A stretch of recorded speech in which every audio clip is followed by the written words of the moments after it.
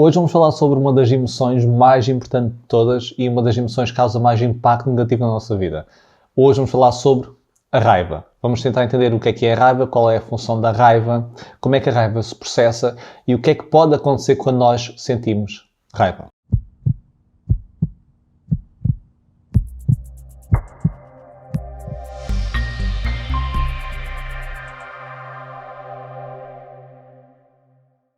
O meu nome é Paulo Moreira e sou autor do livro Inteligência Emocional, uma abordagem prática e sou formador e consultor na área da inteligência emocional.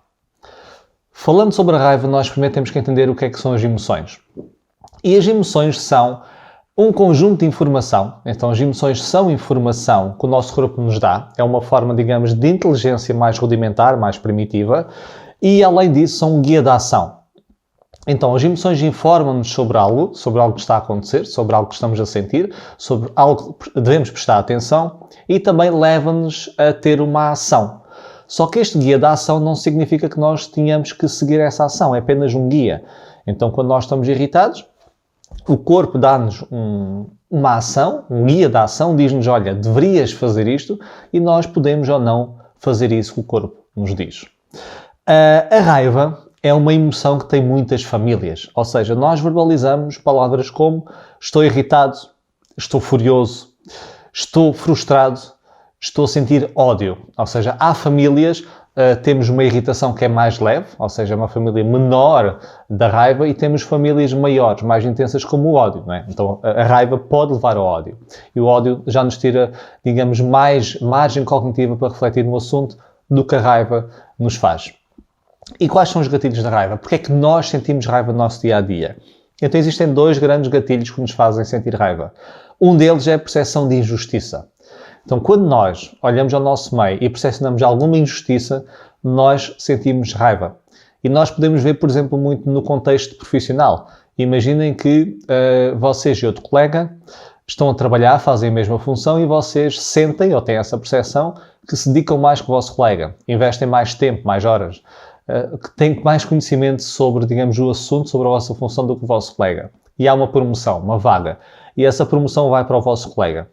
Vocês percepcionam injustiça e é muito comum vocês sentirem-se irritados com raiva dessa situação, ok? Então, a injustiça é um grande gatilho da raiva. O outro gatilho da raiva é quando nós percepcionamos que existe um obstáculo ao nosso objetivo. Então, todos nós temos objetivos e esse objetivo pode ser uma coisa mais tangível, como querer comprar alguma coisa, querer chegar a algum lado, ou um objetivo mais ligado aos nossos valores. Então, eu tenho um objetivo em que existe honestidade à minha volta. Então, quando alguém, digamos, coloca-se à frente desse objetivo, nós sentimos, experienciamos também raiva. A raiva vem muito daí. E quando nós não conseguimos depois chegar a esse objetivo, também começamos a ficar frustrados. Então, a frustração também vem muito desses objetivos.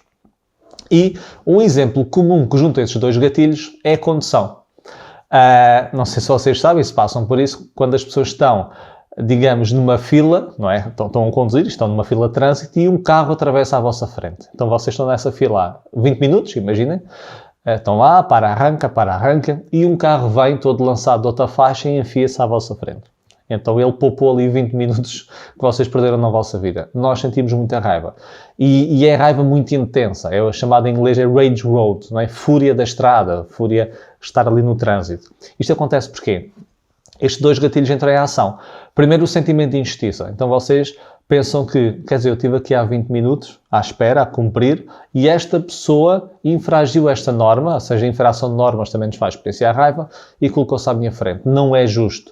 E além do mais, essa pessoa é obstáculo ao vosso objetivo. O vosso objetivo é chegar mais cedo a algum sítio, e essa pessoa é mais um carro que está à frente e que abrandou ligeiramente esse objetivo. Então é por isso que a raiva nos tira muitas vezes no sério. Há pessoas que conseguem estar calmas em vários contextos, mas na estrada não conseguem ficar calmas. Então, são dois gatilhos a entrar em ação. É por isso que é tão difícil nós mantermos calmos no trânsito quando estamos parados e quando alguém infringe alguma norma dentro do trânsito. Depois, nós temos que olhar para a raiva. Eu estou a falar da raiva e pode parecer que a raiva é uma emoção negativa. E fala-se que a raiva é uma emoção negativa, mas ela é negativa em termos de valência. Quando nós dizemos que uma emoção é negativa ou positiva, significa em termos de valência. O que é valência? É a forma como eu me sinto perante a emoção. Então, quando nós temos uma emoção que nos faz experienciar um sentimento desagradável, é valência negativa. Por exemplo, a tristeza é valência negativa e a raiva é valência negativa.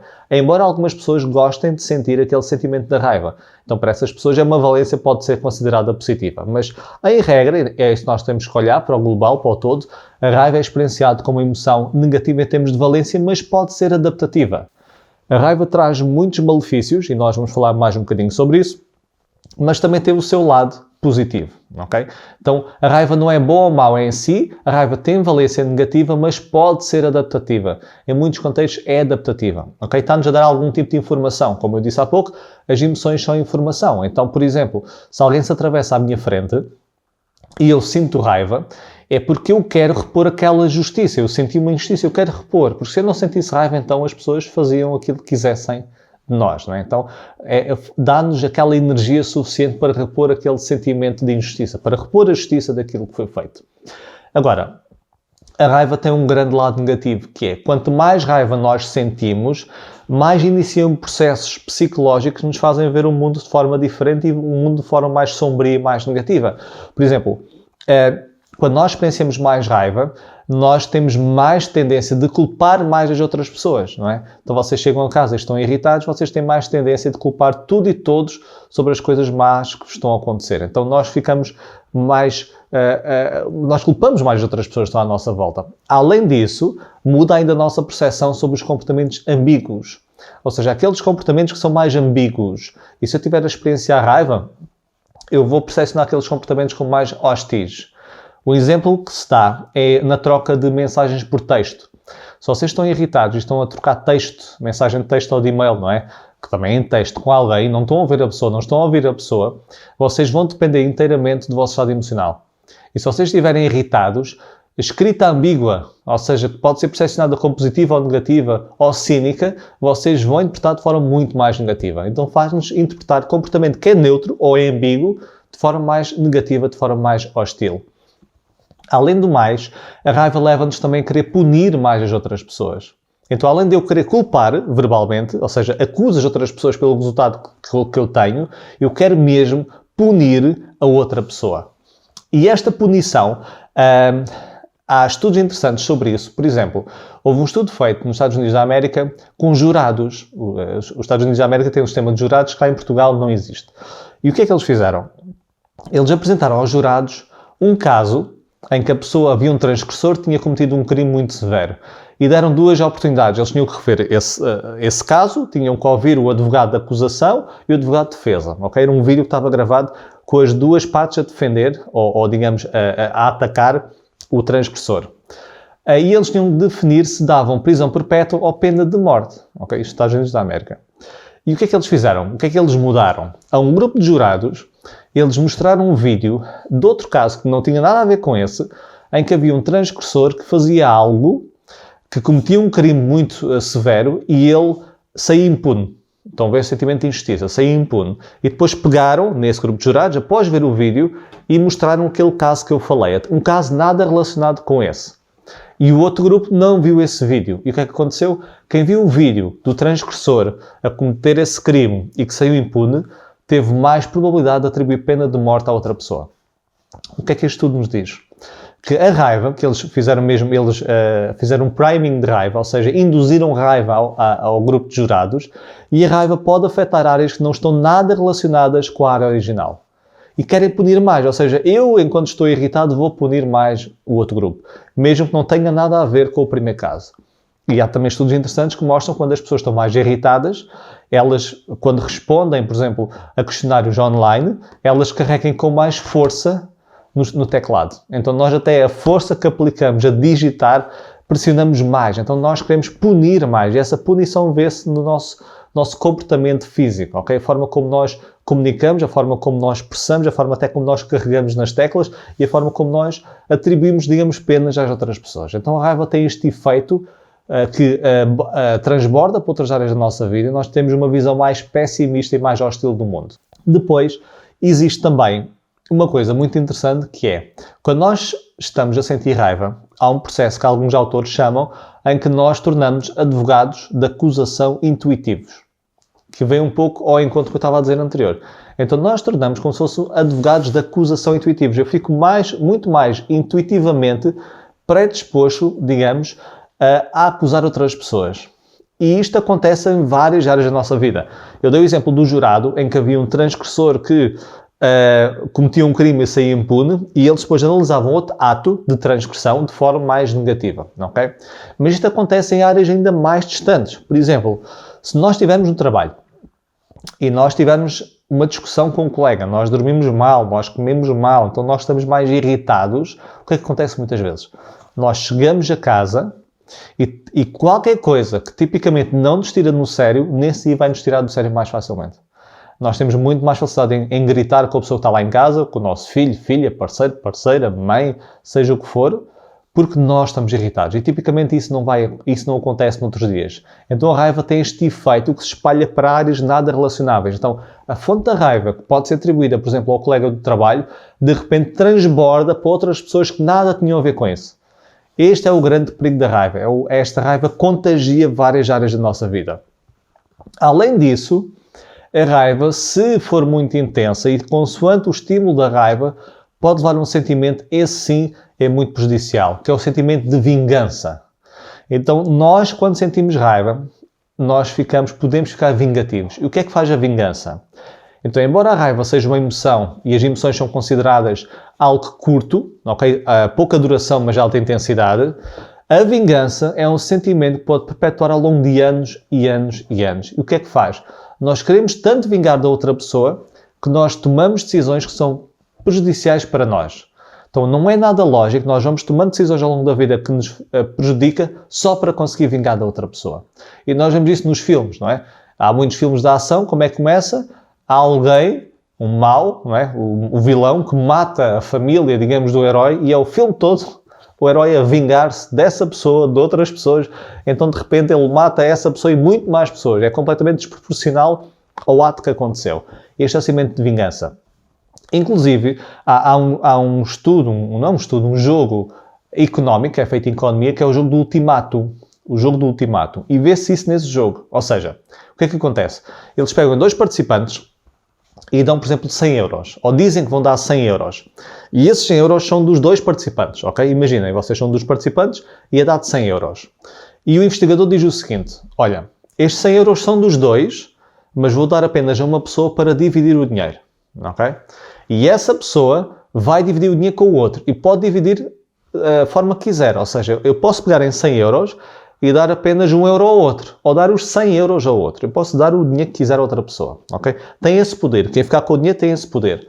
Mas se a outra pessoa não aceitar, ninguém leva dinheiro nenhum.